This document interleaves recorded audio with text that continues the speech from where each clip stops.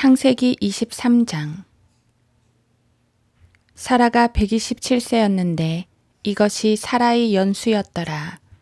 사라가 카나안 땅 헤브론 즉 키리앗 아르바에서 죽으니 아브라함이 사라를 위하여 울며 애곡하더라.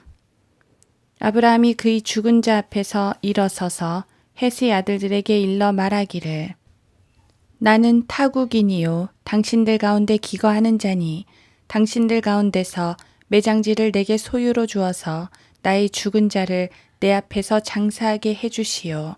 하니 헷의 자손들이 아브라함에게 대답하여 말하기를 내 주여 들으소서. 당신은 우리 가운데서 강력한 통치자시니 우리의 묘실 중에서 좋은 것을 골라 당신의 죽은 자를 장사하소서. 우리 중에는 아무도 자기의 묘실에다 당신의 죽은 자를 장사함을 금지시킬 자가 없으리이다.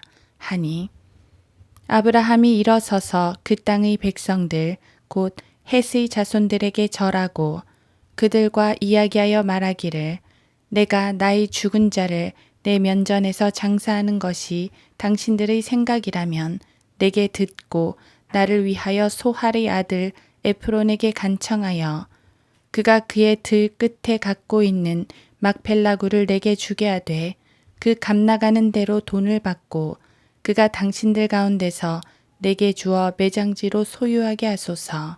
하니 에프론이 헷의 자손들 사이에 거하였는데 히린 에프론은 헷의 자손들 즉 그의 성읍 문에 들어간 모든 사람이 듣는 데서 아브라함에게 대답하여 말하기를 내 주여 그리 마시고 내게 들으소서. 그들을 당신께 드리며 거기 있는 굴도 당신께 드리어 내 백성의 아들들의 면전에서 내가 그것을 당신께 드리오니 당신의 죽은 자를 장사하게 하소서 하더라. 아브라함이 그 땅의 백성들 앞에서 절하더라. 그리고 그가 그 땅 백성들이 듣는 데서 에프론에게 일러 말하기를 당신이 그것을 주신다면 부탁하노니 내게 들으시오. 내가 그 들의 값을 드릴 테니 내게서 받으시오. 그러면 내가 나의 죽은 자를 거기 장사하리이다 하자 에프론이 아브라함에게 대답하여 말하기를 내 주여 내게 경청하소서. 그 땅은 은 400세켈이나 그것이 나와 당신 사이에 무슨 상관이니이까. 그러하니 당신의 죽은 자를 장사하소서 하니 아브라함이 에프론에게 경청하고 아브라함이 헷의 아들들이 듣는 데서 그가 말한 대로 상인들이 통용하는 돈 은 400세켈을 에프론에게 달아주더라. 마므레 앞 막펠라에 있는 에프론의 들 곧 들과 거기 있는 굴 들 사면의 모든 지경에 있는 모든 나무들이 헷 자손들의 면전 즉 그의 성읍 문에 들어간 모든 사람들 앞에서 아브라함의 소유로 확정되었더라. 이 일 후에 아브라함이 그의 아내 사라를 카나안 땅 헤브론 곧 마므레 앞 막펠라들의 굴에다 장사하였더라. 그 들과 거기에 있는 굴은 헷의 아들들에 의하여 아브라함에게 매장지로 소유가 확정되었더라.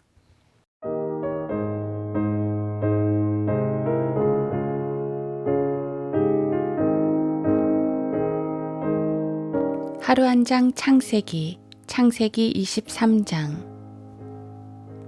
아브라함이 에프론에게 경청하고 아브라함이 헷의 아들들이 듣는 데서 그가 말한 대로 상인들이 통용하는 돈 은 400세켈을 에프론에게 달아주었더라. 창세기 23장 16절. 헤브론은 유다 남쪽에 있는 성읍입니다. 이곳에는 아브라함과 사라, 이삭과 리브카, 야곱과 레아의 무덤이 있습니다.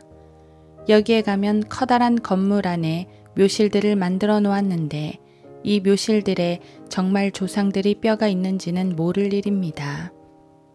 그저 조상들의 묘를 관광 상품으로 활용하는 것뿐이지요. 어쨌든 헤브론은 아브라함과 이삭과 야곱 3대가 그 아내들과 더불어 묻힌 곳입니다. 이들이 가족 대대로 이곳에 무덤을 쓴 것은 바로 아브라함이 사라의 장래를 위해 이 땅을 샀기 때문입니다.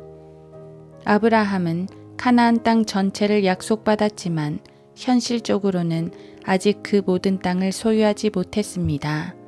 그 가운데 헤브론 지역이 드디어 그의 소유가 된 것이지요.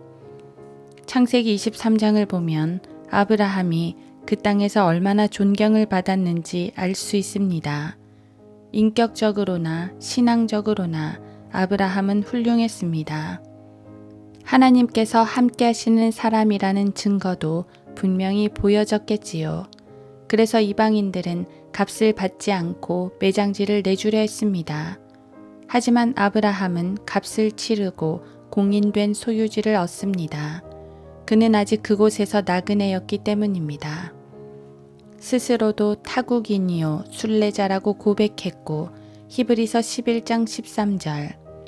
실제적으로도 아브라함과 이삭은 유목 생활을 했습니다. 만약 값을 치르지 않는다면 이방인들이 언제라도 돌변해 그 땅을 회수할지 모를 상황입니다. 아브라함이 값을 치르고 산 것은 정말 현명한 결정이었습니다. 소유지를 얻는 방법은 두 가지입니다. 전쟁으로 획득하거나 방법을 치르고 사거나. 그런데 성경에선 이 두 가지가 다 쓰였습니다. 값을 치른 것은 아브라함의 예에서 보여졌고 전쟁으로 획득하는 것은 여호수아에서 보게 됩니다. 물론 이것을 근거로 남의 땅을 탈취해서는 안 되겠지요. 그것은 전혀 다른 문제입니다. 이것은 하나님께서 그 약속하신 땅을 주시기 위한 특별한 방법이었습니다. 그런데 이 두 가지 방법이 모두 예수 그리스도께 적용이 됩니다. 바로 초림과 재림입니다. 초림 때 예수님께서는 그분의 생명을 값으로 치르고 죄인들을 사셨습니다. 이걸 구속, 리뎀션이라 하지요. 인간은 하나님의 피조물, 즉 원래부터 하나님 것이었지만 죄 아래 팔렸습니다. 하나님은 그냥 빼앗기보다는 정당한 값을 지불하고 우리를 사셨습니다. 온 우주보다 귀한 그분의 피값을 나 같은 죄인을 위해 지불하신 것이지요.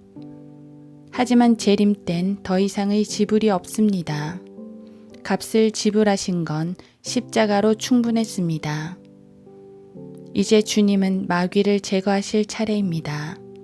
하늘에서 내려오시는 만왕의 왕, 만주의 주 예수 그리스도께서는 마귀를 멸하시고 이 세상을 차지하실 것입니다. 그때 마귀는 온 세상에 대한 소유권을 더 이상 주장하지 못할 것입니다. 이 세상의 나라들이 우리 주와 그의 그리스도의 왕국들이 되어서 그분이 영원 무궁토록 통치하시리라고 말씀하시기 때문입니다. 요한계시록 11장 15절. 우리의 최종적인 승리는 바로 그날에 있을 것입니다. 하지만 우리는 이미 승리를 누리고 있습니다. 승리자이신 그리스도께서 우리의 대장이시기 때문입니다. 우리는 하나님의 피값으로 구속되었기 때문에 마귀는 더 이상 우리의 소유를 주장할 수 없습니다. 헤브론이 안전하게 아브라함의 소유가 된 것처럼 우리도 그리스도의 안전한 소유가 되었습니다. 주 예수님은 참으로 우리의 주인이십니다.